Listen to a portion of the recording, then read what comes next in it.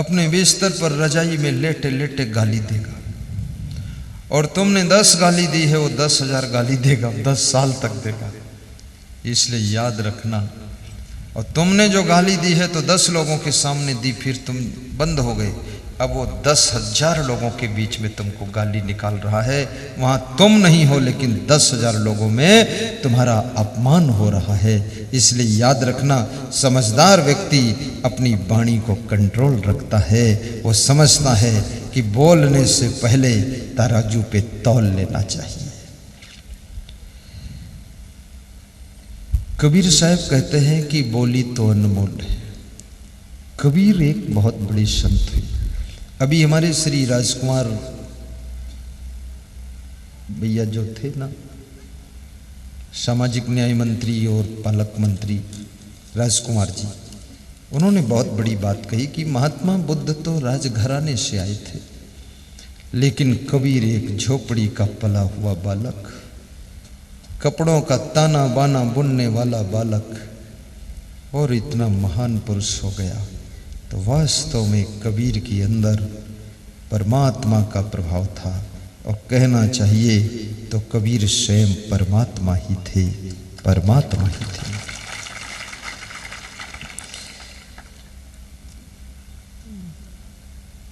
हमारे अशोक जी इंगले जी ने भी बड़ी नम्रता से स्वीकार किया कि ये कबीर साहिब का आश्रम और ये कबीर का प्रवचन, वाह वाह वाह, कितनी बड़ी बात है। प्रवचन में इतनी देर कोई मिनिस्टर बैठे, यही आश्चर्य है, बैठता नहीं, और इतनी देर बैठकर सुन ले, ये बड़ा अचंभा है, क्योंकि ज्यादातर मिनिस्टर आकर सुनाता है, सुनता ही नहीं। साधु भी कभी कभी नाराज होता है, एकदम दुर्वासा ऋषि, परशुराम भगवान भी नाराज होता कभी कभी। परशुराम बनकर आता तो क्रोधी करता। भगवान भी हमारे अलग अलग टाइप के हैं। परशुराम क्रोधी भगवान है, राम भगवान शांत भगवान है, मुस्कुराता रहता है। कृष्ण भगवान हंसता हुआ भगवान है। और ये परशुराम फरसा लेकर चलता है, तेरी ऐसी तैसी करने वाला। बहुत खतरनाक। और परशुराम महात्मा भी है, भगवान भी है। एक तो करेला, दूसरे नीम चढ़ा, एक तो महात्मा, दूसरे भगवान बना। क्या खतरा इतना बड़ा। मैं तो ये भगवानों को भी पढ़ता हूं तो मुझे लगता है बड़े खतरनाक भगवान हो चुके हैं। भगवान से भी भिड़ जाते थे। परशुराम को क्रोध आ गया जब धनुष टूटा शिव जी का, तो परशुराम को सोचना भी चाहिए, शिव जी का धनुष जो तोड़ सकता है वो शिव जी से भी कुछ एक कदम आगे भी हो सकता है। अब इतना समझ नहीं रहे हो, क्रोध कर रहे हो फालतू। और शिव जी का धनुष तोड़ने के लिए जनक जी ने संकल्प लिया था कि जो धनुष यज्ञ में शामिल होगा और जिससे धनुष टूटेगा उसी के साथ शादी करूंगा। तो टूटेगा नहीं तो सीता जी कुंवारी रह जाएंगी, तो टूटना तो जरूरी है। तो राम के छूते ही टूट गया, तो राम की क्या गलती? वो धनुष बूढ़ा हो गया होगा, कमजोर हो गया। अब उसमें खाम खा गुस्सा कर रहे हो तुम, और तुम जानते नहीं है कि सीता का विवाह होना, तो यार टूटने दो, क्या फर्क है। इधर कुछ टूटेगा तो उधर दो जुड़ जाएंगे, पति पत्नी बन जाएंगे। लेकिन ये तो महात्मा आदमी इतना आक्रोश में आ गया, बोला कि जिसने तोड़ा उसको बाहर निकालो, न तुम्हारे जय हैं सब राजा, मैं सबको पीटूंगा। ये कितना खतरनाक आदमी था। तो ये सब क्रोध के कारण परशुराम की पूजा, परशुराम के मंदिर भारत देश में बहुत कम दिखाई देते हैं। परशुराम भगवान तो माने गए, परशुराम महात्मा भी माने गए, लेकिन याद रखना क्रोध का अवगुण उनको जगत पूज्य नहीं बना सका, सबका प्यारा लाडला नहीं बना सका। और राम का सलोना कोमल प्रेम आज घर घर में मंदिर फोटो राम के लग गए। कबीर साहब की फोटो कितने, कबीर साहब को कहीं क्रोध में देखा ही नहीं मैंने, क्रोध में नहीं देखा और डर भय में नहीं देखा। कबीर साहब निर्भय व्यक्ति। एक मुसलमान नमाज पढ़ रहा था तो कबीर साहब पीछे खड़े थे, तो हंसते हुए बोले कि कांकर पाथर जोड़ के मस्जिद लई चुनाए, ताचड़े मुल्ला बांग दे क्या बहरा हुआ खुदाए। तो मुसलमान मोड़ कर देखा, कौन? बोले आई एम कबीर साहब, मैं कबीर साहब हूँ। बोले कोई बात नहीं, आपकी बात में हम बुरा नहीं मानते हैं, क्योंकि कबीर साहब हिंदुओं को भी समझाते थे कि क्या बोलते हैं ना, पत्थर पूजे हरी मिले तो मैं पूजूं पहाड़, और घर की चक्की कोई न पूजे जाका पीस खाए संसार। तो हिंदुओं को भी बताते थे ये एक पत्थर का टुकड़ा तुम पूज रहे हो, अगर पत्थर पूजने से हरी मिल जाए तो मैं पूरे पहाड़ की पूजा कर दूं तो बहुत बड़ा हरी मिल जाएगा। कबीर साहब मजाकिया भी बहुत थे, मजेदार बात कहते थे कि पहाड़ ही पूज देते हैं, टुकड़ा का क्या काम। बड़े ज्ञानी हैं कबीर साहब, लेकिन कबीर साहब नाराज नहीं होते थे, इसलिए कबीर साहब को सबने स्वीकार किया। और कबीर साहब दयालु भी बहुत थे। जीव मत मारो बापूरा सबका एक प्राण, हत्या कबो न छूटे है जो कोटिन सुनो पुराण। कबीर साहब दयावान थे और कबीर साहब उदार बहुत थे, दानी बहुत थे, दान बहुत करते थे। कबीर साहब को एक बार बचपन में नीरू ने कपड़ा बेचने के लिए बाजार भेजा, 1 घंटे में सब कपड़ा बेचकर खाली गठरी लेकर आ गई। तो नीमा ने कहा कि देखो बेटा कितना होशियार है, 1 घंटे में सब बेच दिया, तुम दिन भर में नहीं बेच पाते थे, तुमसे ज़्यादा काबिल है। तो नीरू ने कहा हिसाब ले आओ तब देखते हैं। तो हिसाब लिया तो 2 चादर बिकी थी, बाकी सब बांट दिया था सबको। और बोले झीनी झीनी रे बीनी चदरिया, राम नाम की बीनी चदरिया, एक एक तुम ओढ़ लो चदरिया, पैसा दो ना दो फ्री में ले जाओ चदरिया। सब बांट दिया, गठरी खाली लेकर आ गए। हिसाब लिया तो नीरू ने कहा दोबारा मार्केट मत जाना, बोले जाने की इच्छा ही नहीं थी, आपने भेजा तो फाइनल कर दिया मैंने। इतने उदार थे कबीर साहब, इतने दाता भी थे। और कबीर साहब सहनशील भी बहुत थे, बहुत गम खा लेते थे। कोई अवगुणी आदमी थोड़े महान पुरुष बन सकता है, ये तो महान गुणवान वैराग्यवान विवेकवान कबीर साहब थे, इसलिए उनको सदगुरु माना गया। और उनके चरणों में आज करोड़ों लोग शांति प्राप्त करते हैं।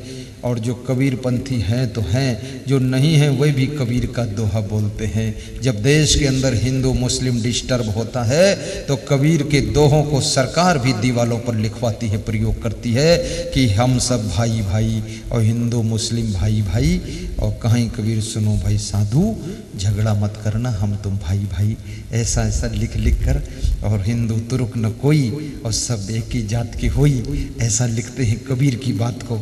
लेकिन जब हिंदू मुस्लिम दंगा शांत हो जाता है तो कबीर को फिर ठंडे बक्से में बंद कर देते हैं, अब शांत रहो आप भी, और फिर जरूरत पड़ती तो निकाल लेते हैं।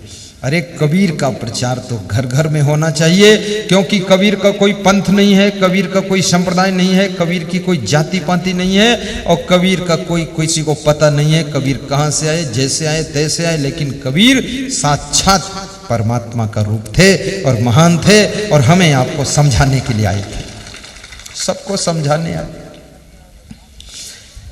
कबीर की राह पर चलने वाले लोगों को लोगों ने कबीरपंथी कह दिया, लेकिन कबीर ने किसी पंथ को नहीं माना और पंथ को पैदा भी नहीं किया उन्होंने।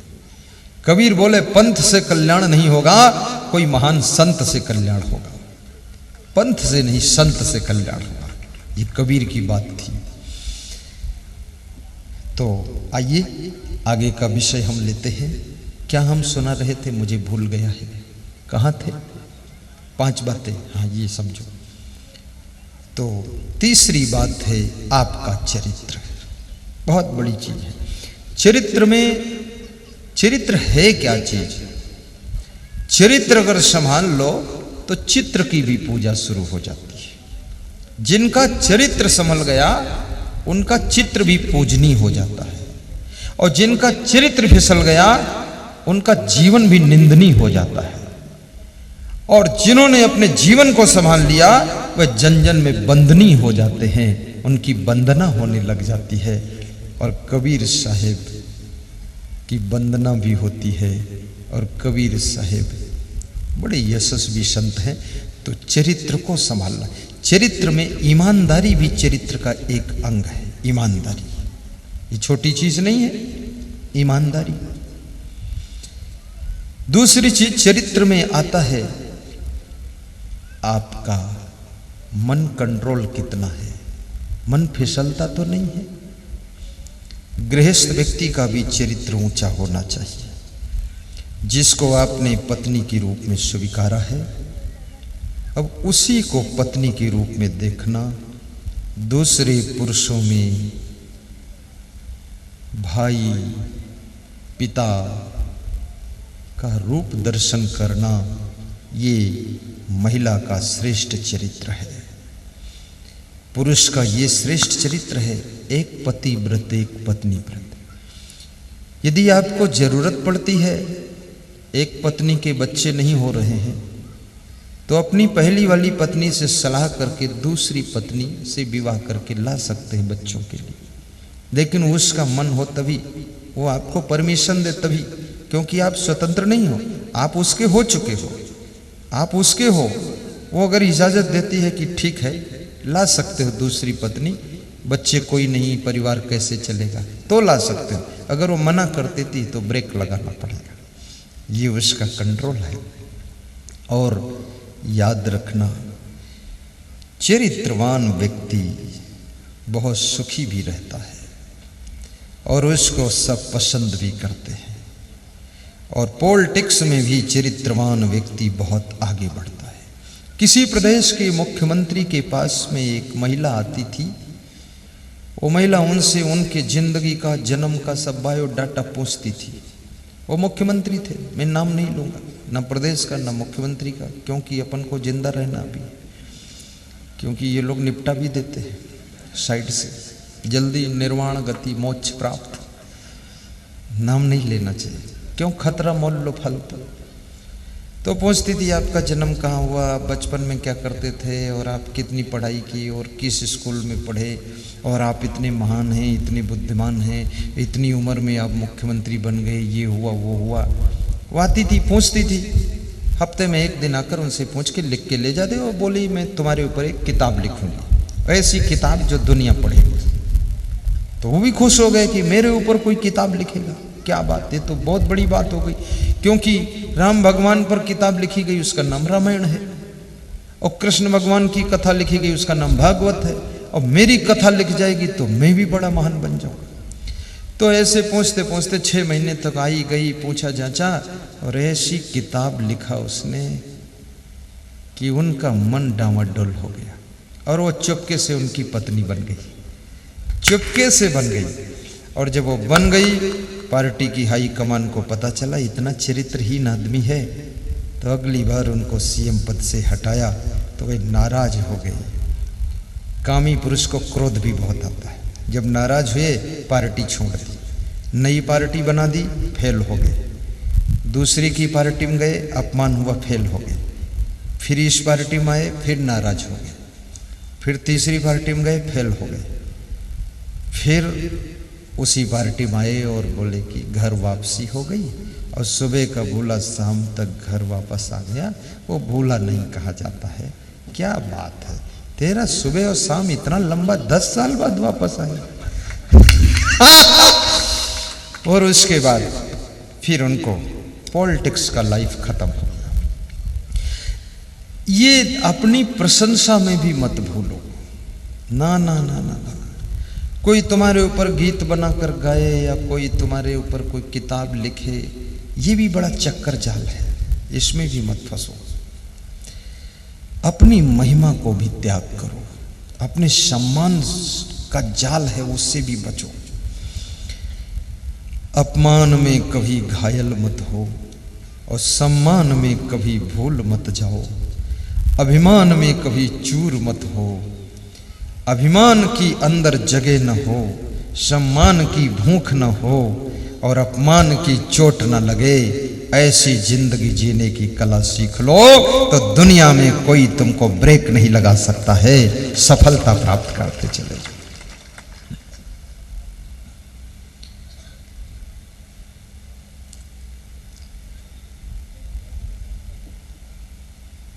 बहुत बड़ी बात है।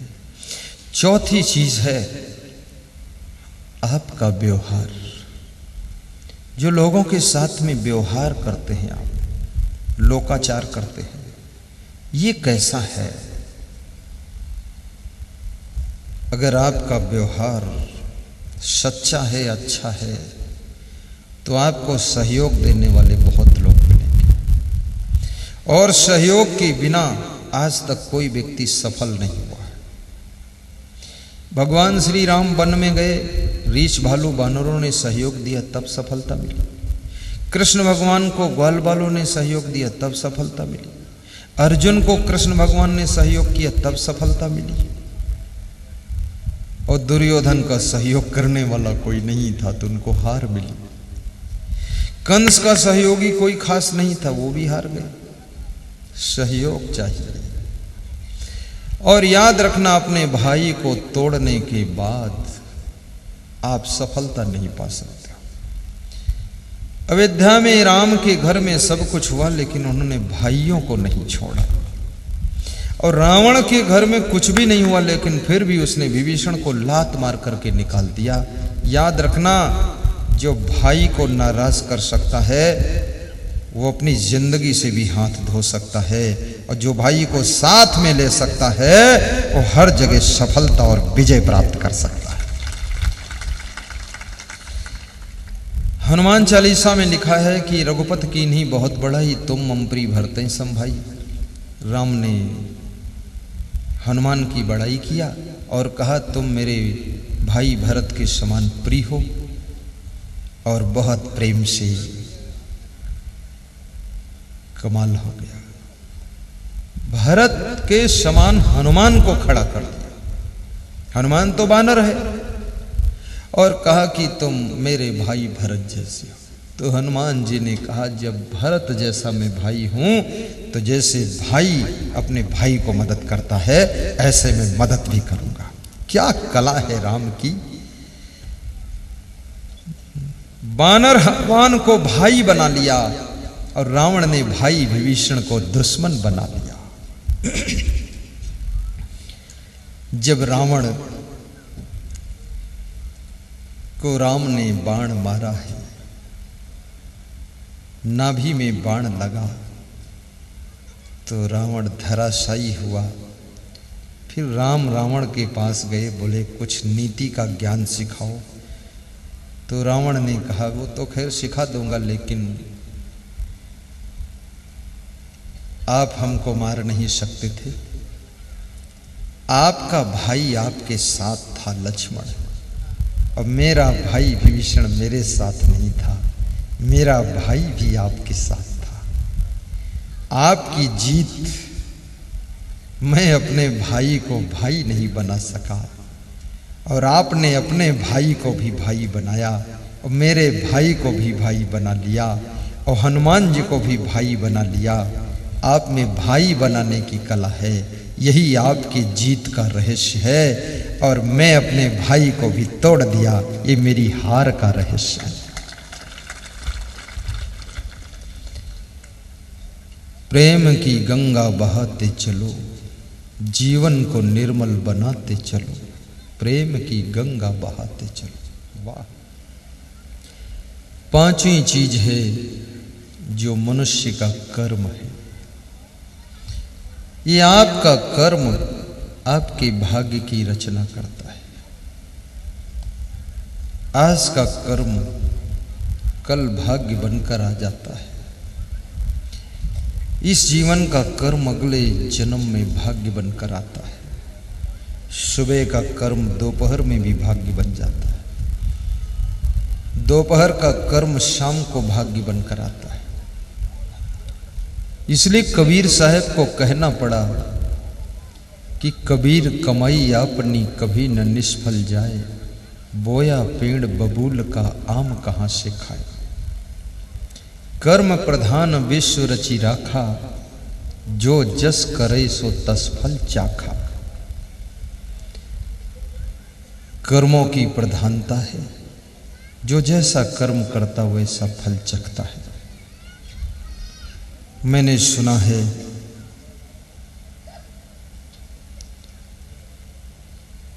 किसी गांव में एक महिला रहती थी। उस गांव में एक साधु गया भिक्षा मांगने के लिए।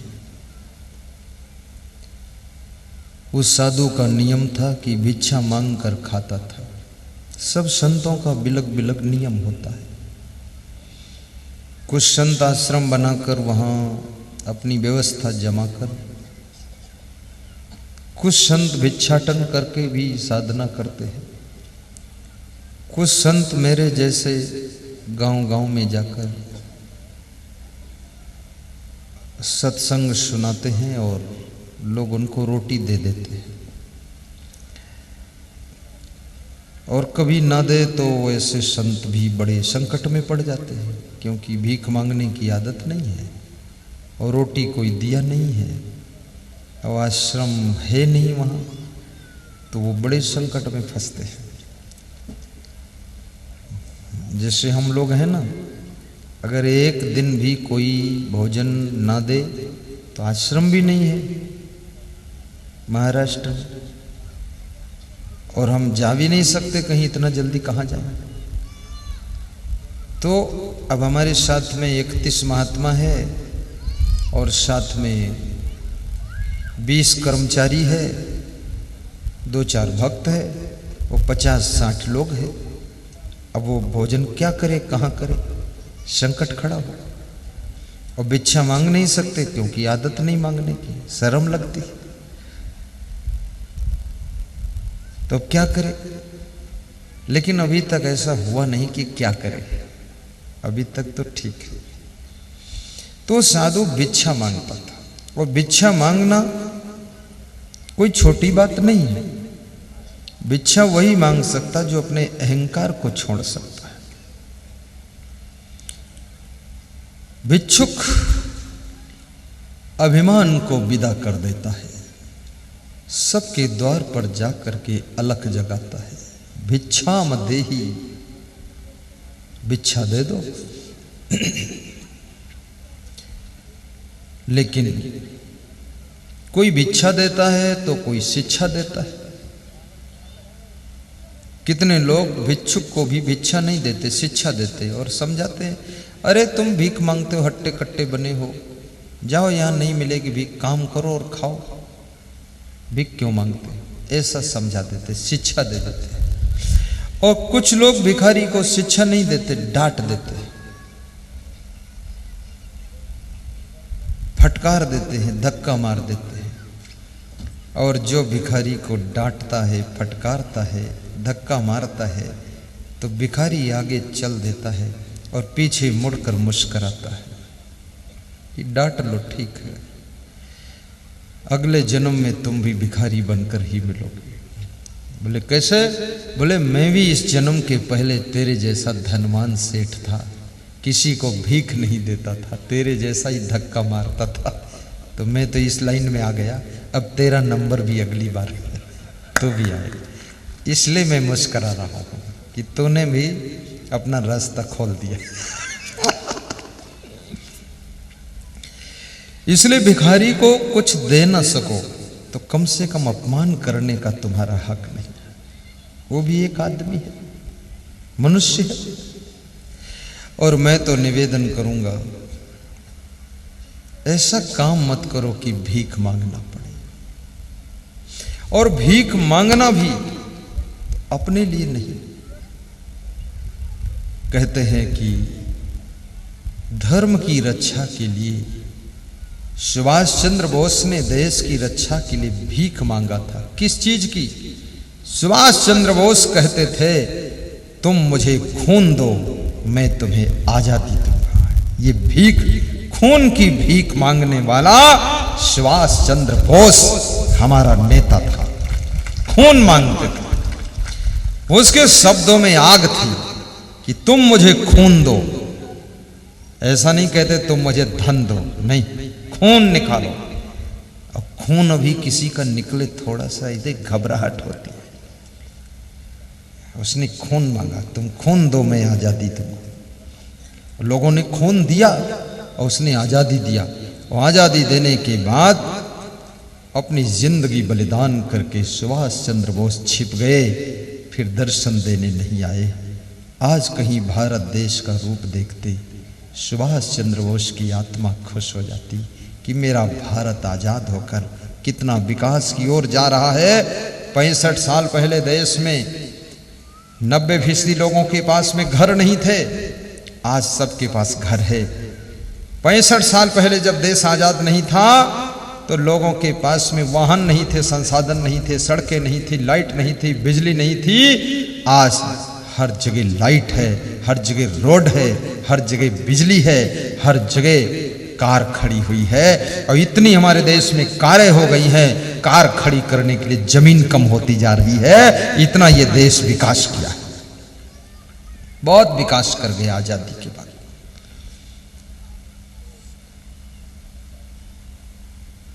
थोड़ा देश का सौभाग्य उदय हो। कोई सत्संग समागम करना हो तो धन मांग लेना चाहिए चंदा के रूप। ये अपने लिए नहीं मांग रहे हैं, अपनी रोटी धोती के लिए। ये 10,000 श्रोताओं के भोजन भंडारे के लिए, इनके बैठने के लिए मंडप लगाने के लिए, इनको प्रवचन सुनाने के लिए माइक लगाने के लिए, वीडियो कैमरा लगाने के लिए, इनके बैठने का बिस्तर बिछाने के लिए आपने अपने लिए नहीं मांगा है, जन जन के कल्याण के लिए मांगा है। ये मांगना भी आपकी सदगति करेगा, आपका सम्मान बढ़ाएगा। किस उद्देश्य से मांगते? अभी जैसे सामाजिक न्याय मंत्री से मांग रखी गई, उन्होंने दिया भी और साथ साथ में इसमें किसी व्यक्तिगत के लिए भी कुछ नहीं। इस आश्रम में 10-20 हजार भक्त आएंगे, उनके सोने के लिए व्यवस्था है, उनके खाने के लिए रसोड़ा बनेगा, और संत आएंगे उनके निवास के लिए संत आश्रम बनेगा। और जब प्रवचन होगा तो मंडप के बजाय टीन शेड बनेगा, जिसमें वर्षा हो तो भी प्रवचन बाधित न हो। इसलिए मांग की गई, अपने स्वार्थ के लिए नहीं, धर्मार्थ और परमार्थ के लिए मांग रखी गई, और उन्होंने मांग पूरी भी किया।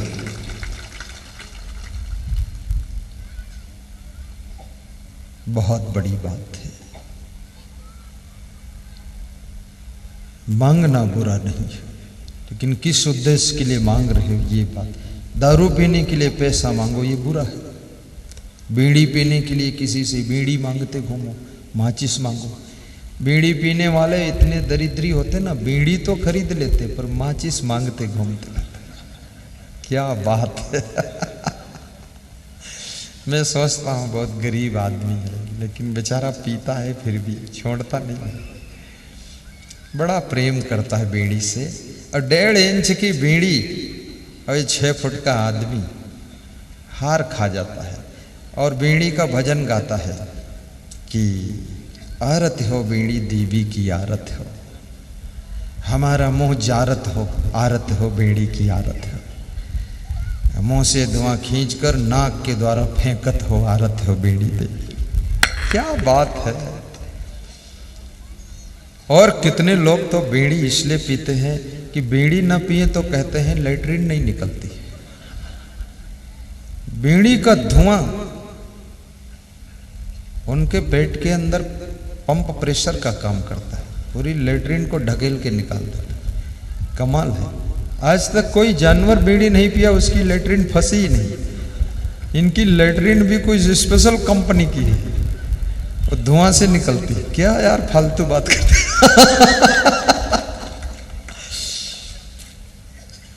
और कितने लोग लेटरिन के साथ में बीड़ी सिगरेट पीते रहते हैं। एक आदमी बोल रहा था 3-3 सिगरेट पीता हूं लेटरिन करते करते, तब लेटरिन बाहर होती है। कमाल कर। मैं पूछता हूं बचपन में सिगरेट नहीं पीते थे तब भी लेटरिन होती थी। बीमार हो जाओगे हॉस्पिटल में, सिगरेट पीने को डॉक्टर मना करेगा तो भी लेटरिन होगी। ये फालतू झूठ क्यों बोलते हो। कोई नशा ना करो। पैसा कमाना सरल है पर पैसा बचाना कठिन है। पैसा बचाना भी सरल है, पर पैसे को सही जगह खर्च करना कठिन है। अगर खर्च करने की कला आ गई तो तुम्हारा पैसा तुमको धन्य कर देगा। ये धन भी धन्य करता है। धन तो बहुत लोगों को है, लेकिन धन लोगों को धन्य नहीं कर पाया। ज्यादातर लोगों को धन ने बहुत बर्बाद किया। धन ने बेविचारी बना दिया, धन ने होटल बोतल टोटल बिगाड़ दिया। धन से न जाने क्या क्या कुकर्म किया है लोगों ने। धन से जुआ खेला है और धन से गलत कर्म किए हैं। लेकिन वे लोग धन्य हैं जिन्होंने धन से भी अपने जीवन को धन्य बनाया है, दान करके नाम कमाया है।